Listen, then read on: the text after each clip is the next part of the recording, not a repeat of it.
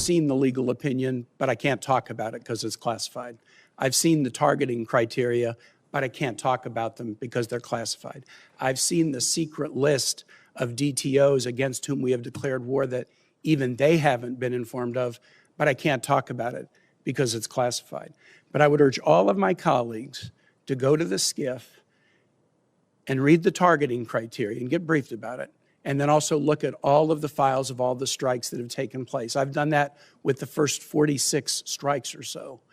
And I think there's a profound mismatch between what is occurring and the underlying assumptions in the legal opinion. Senator Tim Kaine just dropped a classified bomb in the middle of a live congressional hearing. He's not shouting. He's not threatening. He's doing something far more dangerous. He's holding up a wall of secrecy and daring his colleagues to look behind it. This is not your typical political theater where someone grandstands about transparency. This is a sitting senator with security clearance telling the American people that he has personally reviewed 46 military strikes, read the legal justifications, seen the secret enemy list, and concluded that what the Pentagon is doing does not match what the law allows. But he can't prove it to you because everything is classified. That is the cage the administration has built. Kaine is standing inside that cage and screaming through the bars. He has seen the receipts. He has counted the bodies. He has read the legal memo that supposedly authorizes killing people in international waters without evidence of drugs on their boats. And his assessment is blunt. There is a profound mismatch between what is occurring and the underlying assumptions in the legal opinion. This is not about policy preference. This is about the law. And what makes this moment even more explosive is that Kaine cannot show his colleagues the classified evidence. Because everything is classified, he cannot hand them the documents. He cannot quote the legal opinion. He can only direct them to the secure facility where those documents sit and tell them to read it themselves. The only way his colleagues can verify what he is saying is to walk into that facility, read documents they cannot discuss publicly, and decide for themselves whether the administration is conducting an unauthorized war under the cover of national security. Watch until the end and make sure to hit subscribe, because when a senator with clearance tells you the law is being violated but cannot show you the proof, you need to see how deep this goes. Senator Kaine. Thank you, Mr. Chair. Mr. Hurst, I want you to just confirm something for me about the president's submitted budget. $1.5 trillion is about a 40+% increase from FY26. Am I right that not a penny of that is to go to a pay raise for the 800,000 civilians who work for the Department of Defense?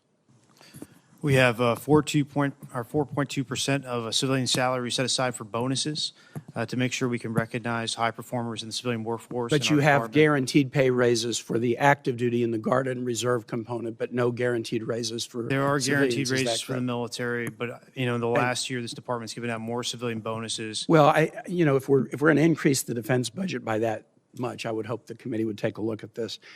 Chairman Kaine, man, I like the sound of that, Chairman Kaine. General Kaine, I want to ask you a question about Southern Spear. It's an operational question. I know from your background that you carefully act to keep military actions within the rules of war. What legal justification could there possibly be that would allow the U.S. military to strike boats in international waters and kill the occupants of those boats without a showing of evidence that there's narcotics on those boats? Kaine just set the trap with surgical precision. He opens with budget theater, a $1.5 trillion request with zero guaranteed raises for 800,000 civilian workers. But that is not the real target. That is the warm-up. The real punch lands when he pivots to Southern Spear. Notice the phrasing. What legal justification could there possibly be that would allow the U.S. military to strike boats in international waters and kill the occupants of those boats without a showing of evidence that there's narcotics on those boats? International waters means outside any nation's territorial jurisdiction, beyond 12 nautical miles from the coast. In international waters, a military strike requires either self-defense justification or authorization under international law. Kaine is asking how the Pentagon justifies what he describes as killing the occupants of boats in that legal space, without proving those boats are carrying drugs. This is a legal challenge wrapped in Senate courtesy. Kaine is a lawyer. He knows international maritime law, he knows the rules of engagement, and he already knows the answer. He has read the legal opinion, he has seen the targeting criteria, he has reviewed 46 strikes, and he has concluded that the legal foundation does not support what the military is doing. But he cannot say that directly because it is classified. So instead, he asks the question and waits for the general to stumble. Watch until the end, because this is how you challenge military operations without breaking classification rules. Hit subscribe. Well, sir, as you know, our job is to show the range of options, the associated risks, and then take those execution orders, transmit them down to the COCOMs on legally appropriate and legally backstopped actions. Could you give me a legal justification? Well, sir, the execution order, I don't have striking boats that do not have evidence that they're carrying narcotics? I apologize, I didn't mean to interrupt you. I don't have a copy of the order issued to Southcom with me today. It's classified in its own right, which clearly articulates, based on a variety of criteria, what constitutes a valid military and legally valid target in that theater. And I just want to say I know and trust that our commanders at Echelon are rigorously following that legal opinion and those legal boundaries upon which we've been issued those orders. And General Kaine, I would encourage, again, my colleagues, I am at a disadvantage. I've seen the legal opinion, but I can't talk about it because it's classified. I've seen the targeting criteria, but I can't talk about them because they're classified. I've seen the secret list of DTOs against whom we have declared war that even they haven't been informed of, but I can't talk about it because it's classified. But I would urge all of my colleagues to go to the SCIF and read the targeting criteria and get briefed about it, and then also look at all of the files of all the strikes that have taken place. I've done that with the first 46 strikes or so. And I think there's a profound mismatch between what is occurring and the underlying assumptions in the legal opinion. General Kaine just gave the most revealing non-answer in congressional history. When asked for a legal justification for killing people on boats without evidence of drugs, he says, "I don't have a copy of the order with me today. It's classified." This is the classified curtain drop. It is the bureaucratic equivalent of invoking the Fifth Amendment. Kaine cannot defend the strikes on their merits, so he hides behind classification. But Kaine does not let him escape. He responds by doing something almost no senator does. He admits he has seen the classified materials and then describes what he cannot quote. This is a masterclass in constrained disclosure. Kaine tells the American people, "I have read the legal opinion, I have read the targeting criteria, I have read the secret list of drug trafficking organizations we have declared war on without telling them.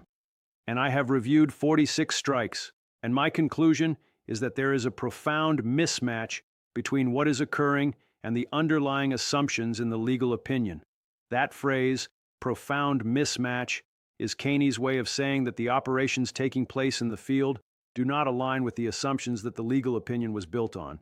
The legal memo authorizes strikes under certain conditions. Those conditions are not being met, but Kaine cannot state that directly. So he packages it as a mismatch and tells his colleagues to go read the files themselves. I would just encourage my colleagues to dig into this. To Secretary Hegseth and General Kaine, the War Powers Resolution specifies that a war initiated by a president without congressional approval must be concluded within 60 days. It can be extended by an additional 30 days if, quote, "the president determines and certifies to Congress in writing that unavoidable military necessity respecting the safety of the U.S. Armed Forces requires the continued use of such armed forces in the course of bringing about a prompt removal of such forces." We're right at the 60-day deadline. Is the president intending to either seek congressional authorization for the war in Iran or send us the legally required certification that he needs an additional 30 days to remove U.S. forces from the war?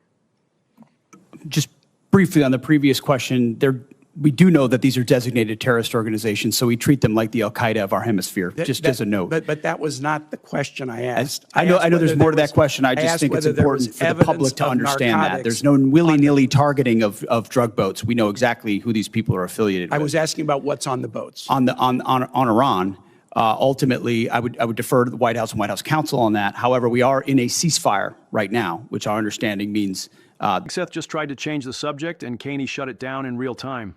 When asked whether the president will comply with the War Powers Resolution, which requires congressional authorization or withdrawal within 60 days, Hegseth pivots to terrorist designations. He wants to talk about al-Qaeda comparisons and drug cartels, but Kaine cuts him off. That was not the question I asked. This is surgical discipline. Kaine is not letting the Pentagon run out the clock with distractions. He repeats the question. Is the president seeking congressional authorization for the Iran war, or is he certifying that he needs 30 more days to withdraw? Hegseth's answer is that they are in a ceasefire, so the 60-day clock pauses. This is a novel legal theory. The War Powers Resolution does not say the clock stops during a ceasefire. It says the president has 60 days to end hostilities or get authorization. And Kaine, who sits on the Senate Foreign Relations Committee and knows this statute inside out, immediately pushes back. I do not believe the statute would support that. The 60 days runs maybe tomorrow. Kaine then states on the record what the stakes are. We have serious constitutional concerns, and we don't want to layer those with additional statutory concerns. Translation: the administration is already operating in legally questionable territory on constitutional grounds, and now they are claiming a statutory interpretation that does not hold. Kaine is telling them the clock is running and their legal theory does not stop it. The 60-day clock pauses or stops in a ceasefire. You're not in. Yeah. It's our understanding, just so you know. Okay, well, I do not believe the statute would support that. I think the 60 days runs maybe tomorrow, and it's going to pose a really important legal question for the administration. We have serious constitutional concerns, and we don't want to layer those with additional statutory concerns. I yield back, Mr. Chair. We just witnessed a senator dismantle 2 wars, one in the Caribbean, one in Iran, using nothing but the law and the Pentagon's own contradictions. Let's consolidate the receipts. First receipt. The Pentagon is killing people on boats in international waters without proving those boats carried drugs. The legal justification is classified. Kaine has read it. His conclusion: profound mismatch. Translation: the strikes do not fit the legal framework the administration claims authorizes them. Second receipt. The War Powers Resolution requires the president to seek congressional authorization or withdraw within 60 days. The deadline is tomorrow. The administration's response is that the clock pauses during a ceasefire.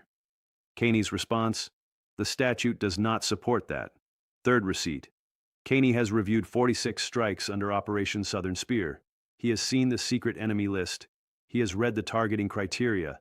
And he is telling his colleagues to go into the secure facility and read the files themselves, because what is happening does not match what the law allows. This is not a partisan attack. This is a constitutional alarm. When the executive branch classifies the legal basis for military action, refuses to seek congressional authorization, and claims the power to pause statutory deadlines by announcing ceasefires, the separation of powers collapses. And the American people are left with a senator who has seen the evidence but cannot share it, asking his colleagues to verify what he already knows. The administration is conducting unauthorized military operations and hiding the proof behind classification. What are your thoughts? Should Congress force declassification of the Southern Spear legal opinion so the public can judge whether these strikes are lawful? And does the War Powers Resolution mean anything if the president can pause the clock by declaring a ceasefire the enemy has not accepted? Leave a comment below and let us know. Don't forget to hit like, share, and subscribe to Federal Echo so you don't miss the moments when senators expose what the Pentagon is hiding. We'll see you in the next breakdown.